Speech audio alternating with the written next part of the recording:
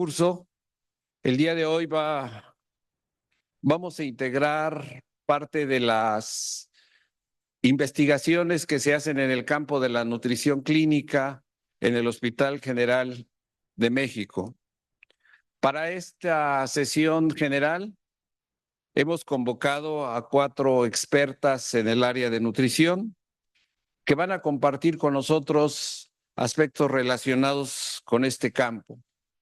Como todos sabemos, la parte nutricional es importante para toda la población, para nosotros mismos, en virtud de que pues estamos en el problema de que cada día mayores casos de prediabetes. Algunos internistas nos podrán decir el término tal vez no sea el apropiado. Sin embargo, la situación de la obesidad que se inicia durante el desarrollo de los nuevos productos, los nuevos mexicanas y mexicanos desde la edad gestacional hasta la parte infantil y posteriormente la edad adulta, edades geriátricas, es un problema muy relevante que en la mayoría de las escuelas y facultades de medicina, desafortunadamente, pues lo vemos de una manera muy somera. En esta tenemos 4 participaciones en esta sesión general. Vamos a iniciar con la nutrióloga Alejandra Ruiz Barranco, quien es licenciada en nutrición por la Universidad Autónoma Metropolitana de la Unidad Xochimilco. Pues ha sido una nutrióloga desde hace 27 años aquí en el Hospital General de México, el doctor Eduardo Lisiaga. Va a platicar acerca de un área importante que tenemos en este nosocomio, que es la unidad de bienestar infantil. Posteriormente continuará la licenciada Carolina Álvarez Altamirano, que también es licenciada en nutrición, quien nos hablará acerca de algunos aspectos relacionados con este mismo tema. Quiero resaltar que la licenciada Carolina Álvarez Altamirano es especialista en nutrición clínica, tiene la maestría en ciencias de la salud y es investigadora en ciencias de la salud aquí en nuestro hospital, así como publicaciones en este campo. La tercera ponente que tenemos el día de hoy es la doctora Nayeli Bueno Hernández, quien es nuestra presidenta del Comité de Ética en Investigación del hospital, una actividad muy relevante para la parte de la aprobación de los protocolos de investigación que se llevan en el área clínica. La doctora Bueno Hernández es licenciada en nutrición, tiene maestría y doctorado en ciencias de la salud y pues ha tenido diferentes entrenamientos tanto en la parte internacional, por ejemplo, en el Instituto Pujol de Barcelona, y es investigadora en ciencias médicas de nuestro hospital. Y finalmente nos gustará compartir su ponencia de la doctora Marcela Esquivel Velázquez, quien es ingeniera biotecnóloga por el Instituto Politécnico Nacional y que es doctora en ciencias biomédicas por la UNAM y que ha trabajado en diferentes campos relacionados con la nutrición, como la inmunoproteómica y enfermedades parasitarias. Y también finalmente nos hablará acerca de los edulcorantes y su utilización en embarazo y la lactancia. Para no hacer mayor preámbulo, le damos la palabra a nuestra primera ponente, a la doctora Alejandra Ruiz Barranco. Gracias, doctor. Muchas gracias. Buenos días a todos. Agradezco la invitación para estar en este foro. Y en este hospital tenemos diversas líneas de investigación en nutrición que se han trabajado tanto con niños como con adultos, relacionadas con temas como el apoyo nutricio artificial, la enfermedad por intestino irritable, los edulcorantes no calóricos, la obesidad infantil, entre otras no menos importantes. Actualmente, yo soy la nutrióloga asignada a la unidad de bienestar infantil y esta unidad está certificada por la Asociación Europea para el Estudio de la Obesidad, por lo que es considerada un centro de excelencia de programas de atención médica, docente y de investigación que van a estar dirigidos a prevenir y tratar el problema de la obesidad infantil. Dentro de los programas docentes que tiene esta unidad, tiene el curso de posgrado de alta especialidad en obesidad infantil y del adolescente, que es avalado por la UNAM. Cuenta con un programa de capacitación para personal de salud que está relacionado con el diagnóstico y tratamiento de la obesidad infantil. Somos sede de rotaciones tanto de pregrado como de posgrado de diversas instituciones educativas y hospitalarias, entre otras actividades no menos importantes. En el área asistencial, nuestro objetivo es generar bienestar global en los pacientes pediátricos y sus familias que son atendidos aquí en el Hospital General de México a través de implementación de estrategias de prevención y tratamiento para el sobrepeso y la obesidad infantil. Desde la etapa del embarazo, trabajando con mujeres embarazadas a través de la programación materno-fetal, con el programa UBIMIL que tenemos en la unidad y en colaboración con el servicio de ginecobstetricia, trabajamos con preescolares, escolares, adolescentes e incluso con sus familias a través de la escuela para padres, y todas estas estrategias van a estar sustentadas para fomentar la adquisición de estilos de vida saludables que puedan impactar positivamente en el estado de salud de los niños. Diversas guías de práctica clínica para el manejo de la obesidad infantil, como son las guías ENDO de la Sociedad de Endocrinología, guías de la Organización Mundial de la Salud para la atención primaria, las guías inglesas NICE, guías australianas, canadienses, italianas, norteamericanas, como la de la Academia Americana de Pediatría, todas coinciden en que el tratamiento debe de ser centrado en la familia, no debe de ser estigmatizante, debe basarse en una entrevista motivacional y centrarse en las necesidades tanto biológicas como sociales del paciente y su familia, sin olvidarnos de que ese tratamiento debe de ser individualizado y buscando intencionadamente desde el primer momento comorbilidades en los pacientes. Siguiendo estas recomendaciones, la unidad de bienestar infantil está conformado por un equipo multidisciplinario que incluye especialidades como pediatría, endocrinología pediátrica, medicina del adolescente, medicina del deporte, trabajo social, psicología, nutrición, entre otras también no menos importantes. Todos trabajamos con una metodología que está basada en evidencia científica a través de un programa integral sin estigma y contrato digno. Y siempre buscamos colaboraciones al interior del hospital con otras especialidades porque siempre es necesario esa relación. Trabajamos con ginecobstetricia, salud mental, clínica del sueño, etcétera. Y justamente el inicio de esa intervención es a través de estrategias que van a estar centradas tanto en el paciente y la familia, a través de un modelo de abordaje para la obesidad llamado las 5 A's, que es propuesto a nivel internacional. Y esas 5 A's son por sus siglas en inglés: preguntar, evaluar, asesorar, acordar y ayudar. Justamente iniciamos con una entrevista motivacional preguntando si podemos hablar del peso del paciente, qué tan importante es hablar de ese peso, qué tan importante es para el paciente y para la familia trabajar con el problema del peso del paciente, de tal manera que podamos evaluar, por supuesto, el grado de obesidad en nutrición a través de diferentes indicadores como los antropométricos, bioquímicos, clínicos y dietéticos, determinando composición corporal y en conjunto con las demás especialidades, poder determinar cuáles son las comorbilidades asociadas, tanto metabólicas, mentales, mecánicas y del entorno social del paciente, que nos permita estadificar a través del sistema de Edmonton,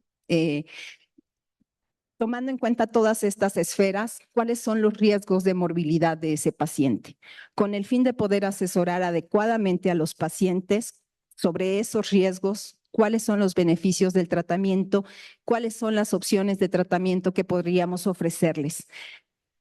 Vamos a acordar con ellos justamente ese tratamiento integral. En el caso del área de nutrición, pues justamente establecemos un plan de alimentación individualizado, determinamos cuáles van a ser sus metas específicas, factibles, realistas y sostenibles, que son las llamadas metas SMART, y también programamos cuáles van a ser las estrategias educativas más adecuadas para esa familia y para ese paciente. También vamos a ayudarles a identificar cuáles pueden ser los motivadores e incluso las barreras que no les permitan llegar a esos objetivos y, de ser necesario, poder canalizar a los pacientes a las especialidades necesarias. De manera subsecuente, el programa en esas consultas siguientes se inicia con un programa estructurado de actividad física de 60 minutos, el cual es dirigido por el médico del deporte. Después de ese ejercicio, ellos toman un taller cognitivo-conductual que puede ser otorgado por cualquiera de las especialidades de la unidad, y que en el caso del área de nutrición tocamos temas como el plato del buen comer para que ellos puedan llevar una dieta equilibrada y correcta. Diseñamos menús en conjunto con los pacientes y la familia. Hablamos de temas de importancia como los horarios de alimentación, las colaciones, incluso temas financieros como la compra de alimentos en conjunto con el área de trabajo social, ya que actualmente se considera que comer sano es muy caro. Hablamos de temas como lectura de etiquetas con el etiquetado frontal de alimentos en México y de opciones de comer fuera de casa, que es algo habitual en los últimos tiempos. Después de este taller, se integran a su consulta médica de manera individualizada, la consulta nutricional y, de ser necesario, a la consulta psicológica. El tiempo invertido en cada paciente promedio es alrededor de 90 minutos por consulta. Este programa de intervención en promedio tiene una duración alrededor de 12 a 24 meses, que es una inversión de tiempo entre 26 y 50 horas, que, de acuerdo a la Academia Americana de Pediatría, sería el tiempo adecuado para poder generar cambios positivos y de manera significativa en los estilos de vida de estos pacientes. Cuando nosotros diagnosticamos, cuando llegan los pacientes a la unidad y hacemos el diagnóstico, identificamos cuáles son las comorbilidades más frecuentes. Y lo que hemos encontrado es que tanto en niños como en adolescentes, justamente dentro de estas comorbilidades se encuentra la enfermedad hepática esteatóxica asociada a disfunción metabólica. Podemos ver también alteraciones con los niveles de lípidos, como disminución de lipoproteínas de alta densidad, hipertrigliceridemia, resistencia a la insulina, síndrome metabólico, prediabetes, y no es menos importante detectar alteraciones en ayuno de la glucosa, alteraciones de las tensiones arteriales, en el colesterol y las lipoproteínas de baja densidad.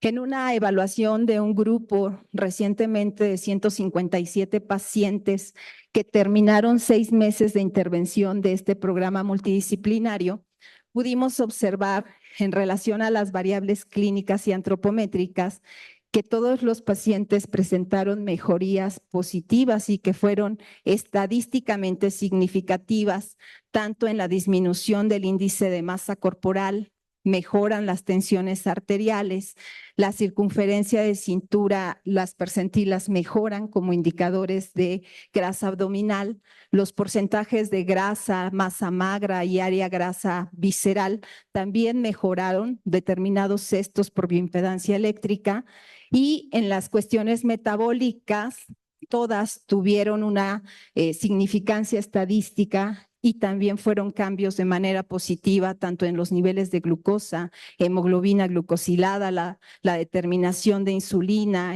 la resistencia a la insulina a través del HOMA, las transaminasas como indicador de esa enfermedad esteatóxica hepática, y los niveles de lípidos en sangre. Todas, con este tipo de intervención, presentaron diferencias positivas. Gráficamente, cuando se hace un diagnóstico de síndrome metabólico en este grupo, al inicio prácticamente el 43% de los pacientes tenían síndrome metabólico. Después de los 6 meses de intervención, el 22% de los pacientes se diagnostican con síndrome metabólico. Aunque esto pareciera no estadísticamente significativo, cuando nosotros hacemos una diferenciación con el número de criterios que se presentan en estos pacientes para síndrome metabólico, esto sí nos da una diferencia estadísticamente significativa con ese número de criterios. En un inicio son más los criterios que presentan los pacientes y al término de los 6 meses es menor ese número de criterios. Entonces, esto nos permite darnos cuenta que desde un inicio, desde el primer contacto, tanto niños como adolescentes, no porque sean pequeñitos, no tienen o no presentan esas comorbilidades importantes. Y es importante entonces detectar intencionadamente, buscar intencionadamente esas comorbilidades.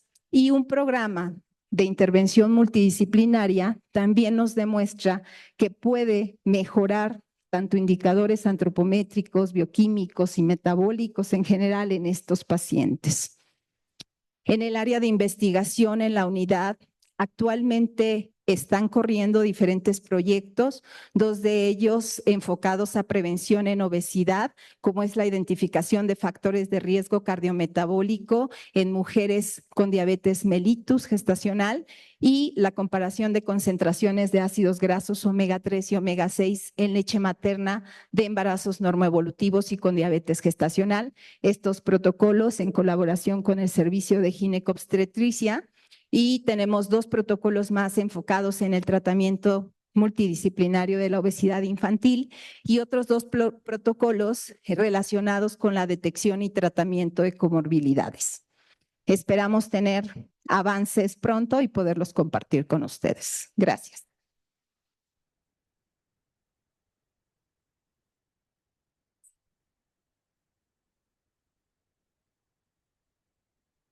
Buenos días, gracias por esta invitación.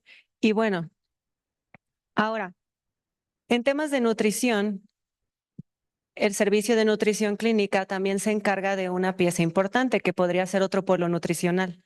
Y en este caso es la desnutrición hospitalaria, sobre todo en cuanto a su identificación y abordaje. Para que podamos abordar un problema, primero tenemos que conocerlo. Entonces, en este sentido o en este tenor, inicio mencionando que ya ha habido muchos esfuerzos desde el 2003, 2008, 2019 por diferentes organizaciones a nivel mundial en materia de nutrición, en donde están trabajando por hacer el concepto de nutrición clínica no solo una disciplina, sino también un derecho humano. Ellos están enfocados en defender que todos los pacientes a nivel hospitalizados tengan derecho a qué? A lo que nosotros conocemos como proceso de atención nutricional por la Academia de Nutrición y Dietética, en donde se debe de garantizar al paciente un cribado nutricional oportuno, así como también un diagnóstico de desnutrición, la evaluación nutricional, la terapia nutricional basada sobre todo en evidencia, el derecho a un seguimiento periódico, que sería prácticamente un monitoreo, y así también el que se involucre todo el equipo multidisciplinario en este punto. Si bien, para que nosotros podamos identificar a la desnutrición, nosotros sabemos pues que todo esto es un componente multifactorial, pero básicamente hace referencia a un estado de morbidez, ahora no en el polo del exceso, sino en el polo de la deficiencia, en donde habla sobre una deficiencia relativa o absoluta clínicamente, ¿no? De macro-micronutrientes. En este sentido, no hablo nada nuevo sobre las definiciones, sin embargo, lo que sabemos es que al menos no es un problema solo de un país, es un problema mundial, en donde al menos en Latinoamérica, acorde a los resultados del estudio ELAN, se ha documentado que en 12 países que participaron en este estudio, la desnutrición hospitalaria se encuentra entre un 40 y un 60%. Entonces, ¿cuál es el primer paso para que nosotros podamos llegar a este diagnóstico? Finalmente es la identificación de un riesgo nutricional. Ahora bien, en este tenor, con pacientes del hospital, se ha identificado, obviamente, que todo este componente puede ser derivado al mismo proceso inflamatorio de la enfermedad, a ayunos prolongados, a los procedimientos, en donde finalmente tienen que ser sometidos a ellos. Pero bueno, también son factores que pueden estar influyendo en este aspecto, así como también que pues tenemos que hacer una detección oportuna. De esta forma, con em,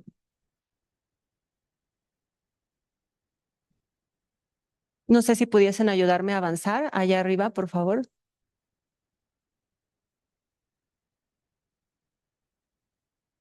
Bueno, en un grupo de pacientes, sí, se observó desde el 2008 que, bueno, este proceso de desnutrición está acompañado obviamente de una pérdida de peso, que esto también se traduce a una pérdida, sí, del peso habitual, a una mayor pérdida de peso involuntaria, a que al menos el 64.4% de estas pacientes ya tenían una presencia de ingesta de alimentos reducida. Entonces, finalmente, si esto le sumamos el tiempo o la acumulación en tiempo de estos factores, se puede agravar. Ahora bien, no solamente esto lo podemos visualizar en aspectos antropométricos, sino también lo podríamos visualizar en cuanto a las proteínas séricas. Entonces, aparentemente los pesos pueden ser muy similares, sin embargo, a nivel de las proteínas séricas ya hemos observado una depresión. Este caso fue sobre todo en pacientes con cáncer de ovario, que son un tipo de tumores que pueden llegar a pesar hasta 20 kilos, y en donde a lo mejor la báscula no detecta el cambio de peso, pero finalmente si hacemos un análisis de la composición corporal, en este caso se hizo plicometría también, pero a nivel de proteínas séricas ya vemos un descenso cuando lo comparamos con aquellas pacientes que presentaban tumores benignos. Entonces, en este tenor, el tamizaje nutricional ha sido una pieza clave que diversos organismos o todas las sociedades en nutrición clínica a nivel mundial, ya sea las europeas, americanas, asiáticas, han sumado esfuerzos para que la identificación pueda ser mediada o iniciada por el tamizaje nutricional. Ahora bien, con ciertos sectores de nuestra población del Hospital General se ha identificado, por ejemplo, en pacientes oncológicos, con el tamizaje nutricional NRS 2002, que es el que actualmente se utiliza en la práctica clínica, que el 50.2% de los pacientes en oncología, aquellos que ingresaban, ya traían un proceso de desnutrición. Entonces, ya había un riesgo nutricional. Por otro lado, posteriormente, con la base de datos del 2017, pero ya ahora de todo el hospital, se identificó que el 19.2% de estos pacientes ya tienen un riesgo nutricional, de los cuales lo que nos saltó a la luz fue que el servicio de nefrología, geriatría y oncología eran los que tenían la mayor prevalencia de este riesgo nutricional. Entonces, finalmente, se está tratando de enfocarnos también en la identificación para que podamos tratar de generar esa atención oportuna. Y por otro lado, en un corte evaluativo de la base de datos, se realizó la concordancia entre este tamizaje de riesgo nutricional y una de las valoraciones recientes en las que también como parte del servicio de nutrición clínica se realizó una colaboración en el grupo de la iniciativa del liderazgo global de la identificación de la desnutrición, en donde sí, o sea, gran parte de los pacientes que ya tienen ese riesgo nutricional ya presentan una desnutrición, al menos en el 64.6%. Ahora bien, nosotros partimos del concepto de la desnutrición, sin embargo, no todo es igual, ¿sí? Entonces, justamente el conocer este problema nos ayuda a identificar que sí, evidentemente existe una desnutrición calórico-proteica, pero también hay otro proceso de sarcopenia que puede estar o no acompañado de obesidad, un desgaste energético proteico, primordialmente lo vemos en los pacientes de nefrología, y la caquexia que se relaciona más al cáncer. Entonces, todo esto también depende de qué, del tipo o el componente inflamatorio, si está presente o no y en qué intensidad. Ahora, como ejemplo, con una colaboración con el servicio de reumatología, tenemos de su lado derecho, perdón, vemos a una paciente, 45 años, 22.6 de IMC, pues que se vaya a su casa, está bien, ¿no? Y a otro pacientito que tenemos 29 años, IMC de 25, que vaya a la atención nutricional. Sin embargo, ya que hacemos un análisis de la composición corporal, en el caso de este paciente masculino, del lado izquierdo, pues era un residente que quería una bioimpedancia, pero en el caso contrario es una paciente de reumatología que tenía un exceso de peso, pero que aparte de todo, bueno, esto fue en tejido graso, ya que hacemos un análisis de la composición corporal, vemos que tiene 9.2 kilogramos de masa muscular. Entonces, finalmente aquí el índice de masa corporal pues no nos está diciendo mucho. ¿Qué pasa? No, pues váyase a su casa, está muy bien, pero ya que hacemos el análisis y justamente por eso las colaboraciones son tan fructíferas, porque nos permiten visualizar qué está pasando en la población. Entonces, ¿estamos viendo hacia el lado correcto? Pues es lo que estamos tratando también de identificar.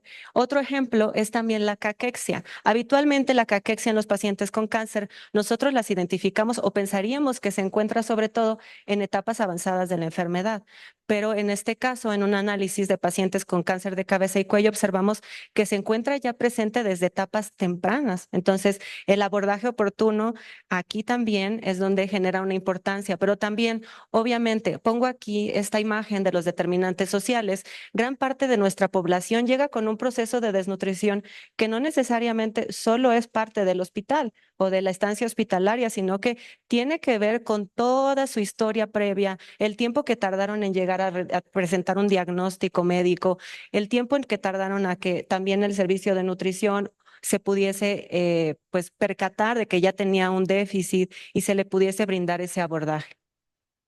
Ahora, en tema de evaluación, se han hecho colaboraciones, ¿sí? Y los trabajos han sido sobre todo no solamente la participación en el GLIM, que es esta iniciativa global para el diagnóstico de la desnutrición, sino también con una alumna de maestría se identificó para nuestra población cuáles podrían ser esos puntos de corte que pudieran también sumarse a esta iniciativa global, pero para nuestra población de pacientes en el hospital. También me atrevo a mencionar el servicio de pediatría en colaboración con nutriólogas del servicio de nutrición clínica, en donde también ellos tienen la necesidad, o sea, no solamente la parte de adultos en hospitalización, sino también ellos lograron validar un tamizaje para la población pediátrica que es muy necesario. Y esto también, digo, a cargo del liderazgo también del doctor Osorio. Y por otro lado, también debido a estos esfuerzos, no solamente tenemos esta herramienta como GLIM, tenemos a la valoración global subjetiva y esta valoración global subjetiva generada por el paciente ya se está trabajando y ya está a punto también de publicarse la traducción para que también bueno, en colaboración con España y México, todos aquellos de habla hispana puedan utilizar este tamizaje, pero ya traducido al español. Ahora bien, necesitamos conocer el problema para poder brindar estrategias de abordaje. Dentro de las participaciones en investigación, como parte del abordaje, se han utilizado un tema muy controversial, que es los antioxidantes, y a lo mejor si hay aquí alguien de onco, quisiera aventarme una piedrita, pero realmente estamos buscando formas, ¿no? Buscando formas en las que podamos impactar a el estado nutricional de las pacientes. En el caso de los antioxidantes, en pacientes con CACU, se brindó esta dosis de antioxidantes que la podríamos cubrir con muchísimos kilos de alimentos, ¿sí? Pero bueno, se trató de brindar a través de una cápsula y se observó que los niveles de hemoglobina se mantuvieron y mejoró la calidad de vida y se mantuvo en comparación con aquellas que no lo tomaron. También los omega 3 hemos visto, sí, que ayudan a que, por otro lado, a que cuando hay un proceso inflamatorio presente, nos puedan ayudar a mantener la masa muscular y evitar que esta pérdida sea muy severa. La glutamina, aquí menciono solamente, por ejemplo, en una participación con con el servicio de cirugía plástica en pacientes con áreas cruentas, en donde finalmente la suplementación en 15 días con glutamina en conjunto con un metabolito de la leucina, que es el HMB por sus siglas, mejoró pues finalmente la producción de fibroblastos y la angiogénesis. Sin embargo, pues es un tiempo corto, ¿ok? Para que todavía esto pueda impactar a nivel de granulocitos en general, pero sin embargo, por tiempos no se ponen fotos, nada. Se notó una mejoría clínica en los pacientes, esto gracias al trabajo de tesis de otra de las alumnas. Y por otro lado, En cuanto a los omega 3, pues ha sido una pieza clave. La ventaja que tenemos en el hospital es que contamos con todo esto para podérselo brindar al paciente como una atención de calidad. Entonces, no solamente en temas de suplementación, sino también en temas de consejería. Ale ya habló de la entrevista motivacional. Entonces, a nivel de consejería, también otras compañeras han tenido la oportunidad de hacer colaboraciones con el servicio, por ejemplo, de enfermería, en donde han buscado mejorar la atención nutricional también desde su trinchera y logrado mejorar un apego materno seguro en una de sus publicaciones, así como una ganancia de peso para la longitud de vida en el caso de estos lactantes adecuada. Entonces, por otro lado, en cuanto al tratamiento nutricional, esto fue en una población de pacientes que utilizaron sondas, pero que también podían ser alimentados vía oral, en donde finalmente no solamente son los inmunonutrientes, sino que también al menos asegurar la ingesta energética de estos pacientes permitió que su peso no descendiera de una forma tan severa. Ahora, tenemos diversos trabajos colaborativos con el servicio, por ejemplo, de hematología primordialmente, con el servicio de reumatología. Entonces, se han buscado esfuerzos para tratar de poder llegar a más pacientes y entender, acorde a cada una de las disciplinas, qué está pasando con cada área. Ahora, se está trabajando en las alteraciones del gusto, sí, en diversas colaboraciones y también en la detección del síndrome de realimentación. Mencioné a las miopatías inflamatorias con el servicio de reumatología, con el servicio de hematología y también el laboratorio de la doctora Olarte. También, digo, se ha tenido múltiples ahorita colaboraciones que esperamos al menos en un año poder ya tener algunos resultados. Y en proceso es trabajar también en la terapia intensiva, ¿no? Por medio de una de nuestras compañeras que se está especializando justamente en la detección por ecografía gástrica, ¿sí? Para saber a quién iniciarle o no, al menos de forma temprana, la nutrición enteral.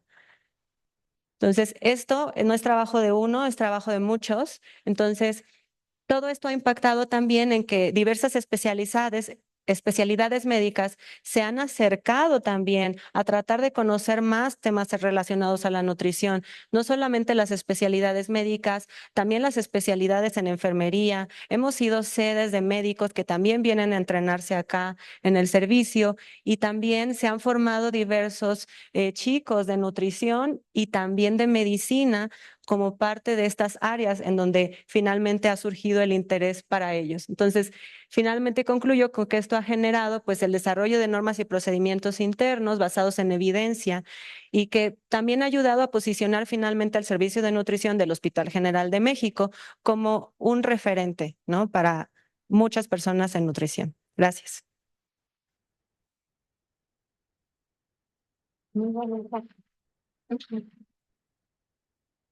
Buenos días. Agradezco mucho la invitación para presentar lo que hacemos en la Dirección de Investigación respecto a la parte de nutrición. Quisiera empezar diciendo que en la parte de investigación hacemos un trabajo colaborativo también con varios servicios, pero por supuesto, a diferencia de las presentaciones anteriores, que es basados en la parte asistencial, nosotros nos enfocamos directamente en investigación en colaboración, por supuesto, con el Laboratorio de Proteómica y Metabolómica. Quisiera hablar básicamente de dos líneas de investigación que son las que tenemos más fuertes en el servicio, que son las enfermedades gastrointestinales, especialmente la enfermedad inflamatoria intestinal, algunas alteraciones hepáticas y por supuesto de edulcorantes no calóricos, que espero que además de eso pues puedan surgir de aquí colaboraciones con otros servicios. Bueno, desde mi integración al servicio de la Dirección de Investigación ya traía como línea de investigación la enfermedad inflamatoria intestinal, en donde, como todos ustedes saben, es una entidad inmunológica, la cual tiene diferentes patrones de manifestación, principalmente diarreas crónicas, y la cual se ha visto que tiene una etiología multifactorial, como lo podemos ver en esta imagen.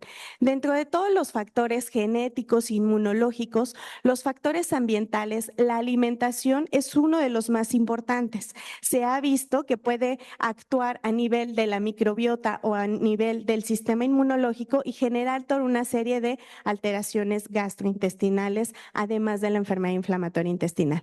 A nivel internacional se han descrito múltiples vías en investigación alrededor de la enfermedad inflamatoria intestinal enfocado a la parte nutricional. Aquí les presento algunas de las principales líneas que va desde la suplementación, desde el tipo de estilos de dieta o de los patrones de alimentación en los pacientes, suplementación también con algunos nutrientes que se han visto de beneficio para los pacientes y por supuesto también de la incorporación de todas las estrategias que incluso ya comentaban en las presentaciones anteriores que pueden ayudar al sistema inmunológico de estos pacientes.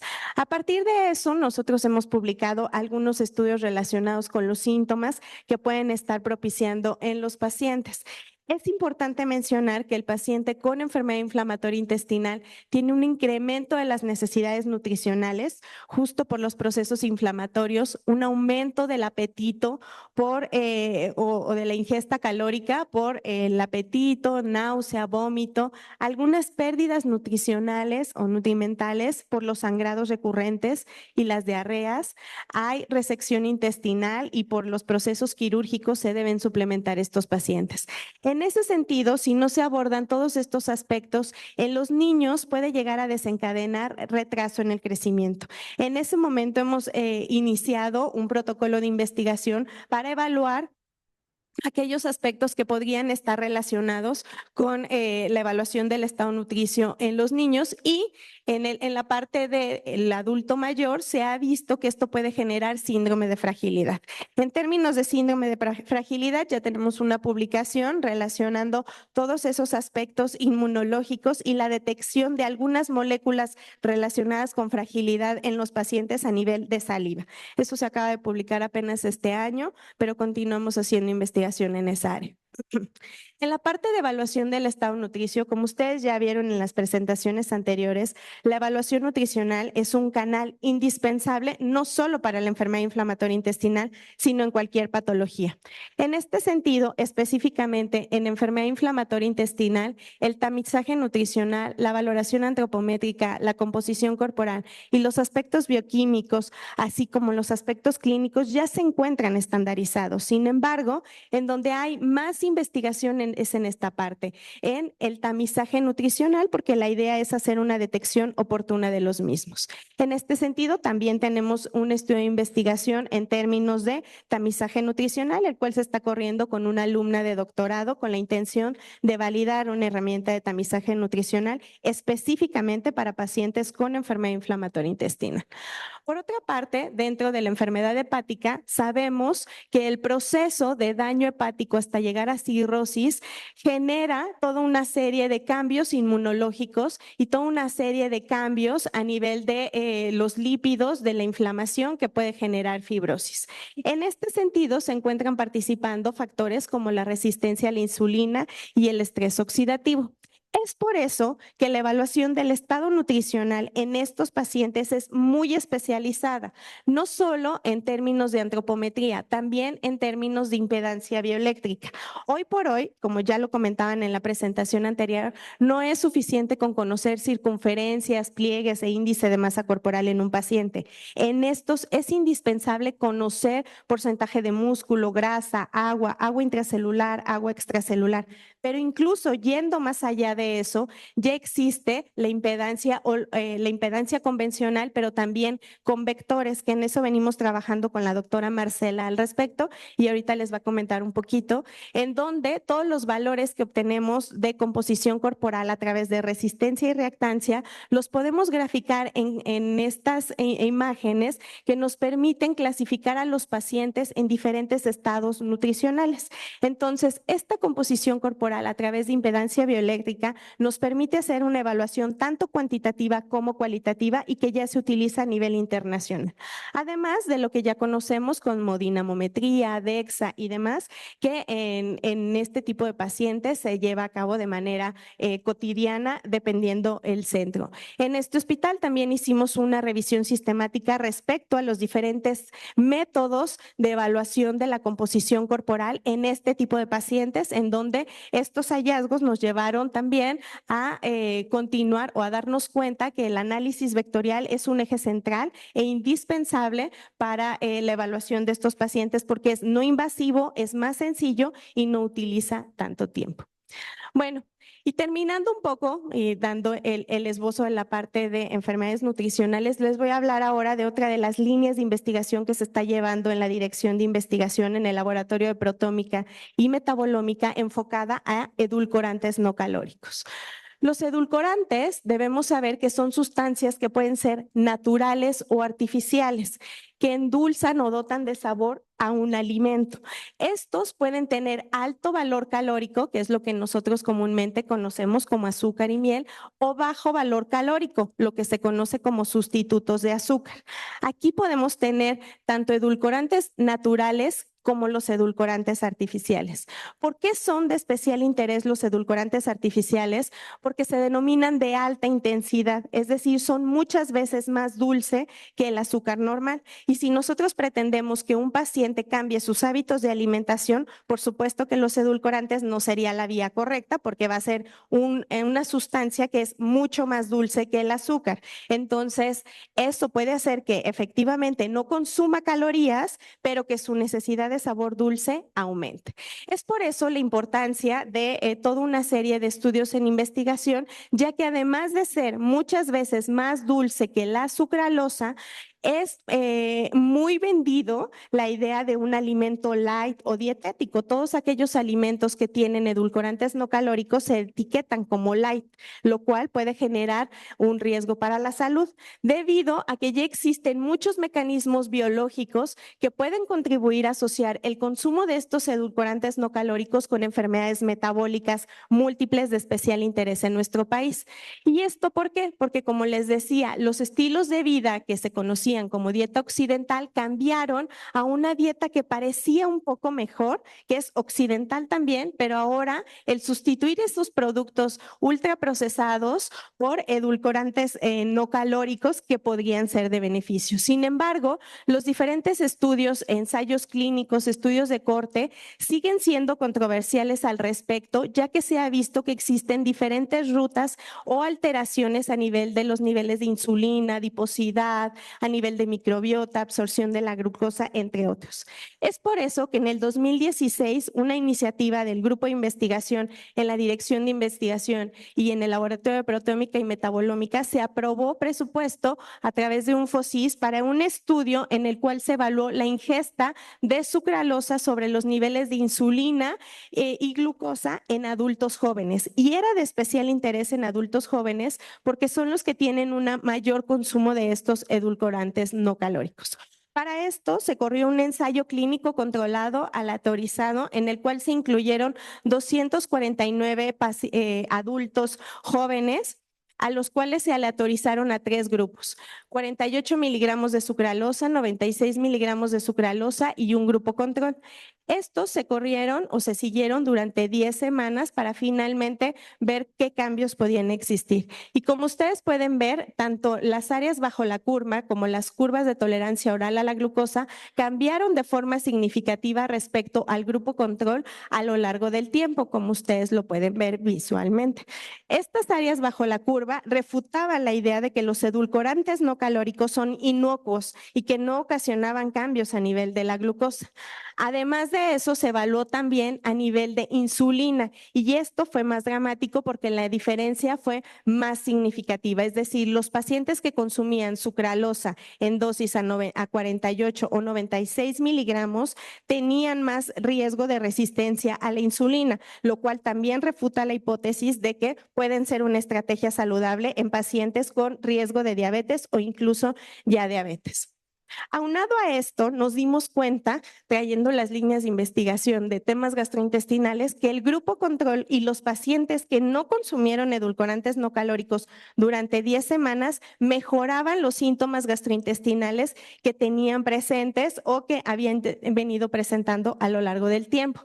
Para esto, lo que se evaluó fue que una dieta libre de edulcorantes disminuía significativamente los síntomas a través del tiempo y que los pacientes que tenían una dieta con edulcorantes aumentaban sus síntomas de forma significativa. Síntomas como estos, los marcados en negritas, fueron los más importantes, sobre todo distensión abdominal, diarrea, etcétera, etcétera. Y esto es de especial interés, sobre todo en un paciente que ya tiene una predisposición, como en el caso de la enfermedad inflamatoria intestinal. Y para esto lo que concluimos fue que los edulcorantes no calóricos podían tener dos líneas por las cuales generar alteraciones en los pacientes con síntomas gastrointestinales, con algunas alteraciones, tanto en motilina como en algunas funciones gastrointestinales, que los edulcorantes tienen una actividad directa, pero sobre todo a través de un proceso de disbiosis, es decir, que tampoco son inocuos para la microbiota intestinal, que aumentan o disminuyen determinado número de bacterias y que eso puede generar síntomas gastrointestinales. Ante esta hipótesis, también se publicó un estudio en el cual se evaluó el efecto de los edulcorantes sobre la microbiota intestinal, en el cual se concluye que 10 semanas de seguimiento de sucralosa induce disbiosis en los pacientes. Como ustedes pueden ver nada más en estas gráficas, podemos ver como en el grupo control y en la semana 0 cambia de forma significativa después de la intervención a 10 semanas. Y esto especialmente con bacterias que se han relacionado con síntomas gastrointestinales e incluso con temas inmunológicos. Finalmente, también en el grupo de investigación se evaluó el efecto de estos edulcorantes sobre la carga de monocitos, en donde también, como ustedes pueden ver en esta gráfica, existieron diferencias significativas en aquellos pacientes que se encuentran expuestos al consumo de sucralosa. Todos estos estudios nos han llevado a que el hospital fuera invitado a la generación de unas guías y consensos. ¿Por qué esto es importante? Porque la medicina tiene que ser tanto a partir de investigación como de aplicación. ¿Y cómo podemos aplicar esto? Pues cuando ya llega hasta un consenso. Como ustedes saben, la idea principal es que todo lo que hacemos en investigación llegue hasta un paciente y esto llega a través de guías de práctica clínica.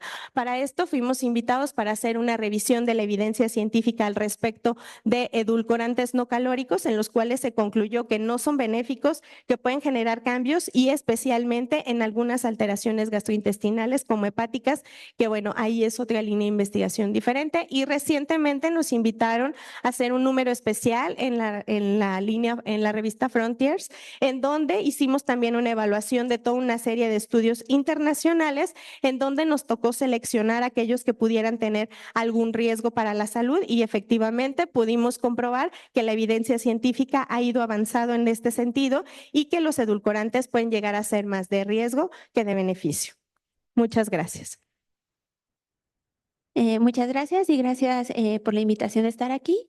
Y continuando con esta línea de edulcorantes, y con los antecedentes que ya presentó la doctora Nayelic, nos preguntamos, considerando que hay cambios en la microbiota, que hay cambios en el metabolismo de la glucosa, de la insulina, nos preguntamos qué pasaría en etapas tempranas, considerando esta parte de la programación fetal, de la exposición temprana y que puede tener efectos a largo plazo y hasta la edad adulta en los humanos, ¿no?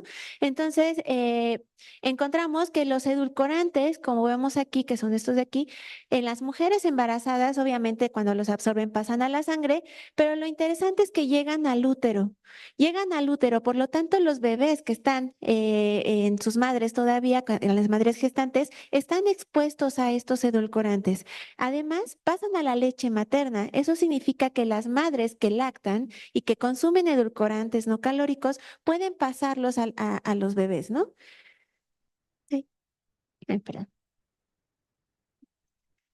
En este sentido, buscamos información y encontramos muchos artículos de la literatura internacional que indican el consumo de bebidas endulzadas con edulcorantes no calóricos, que es uno de los productos más frecuentemente que utilizan estas sustancias, ¿no?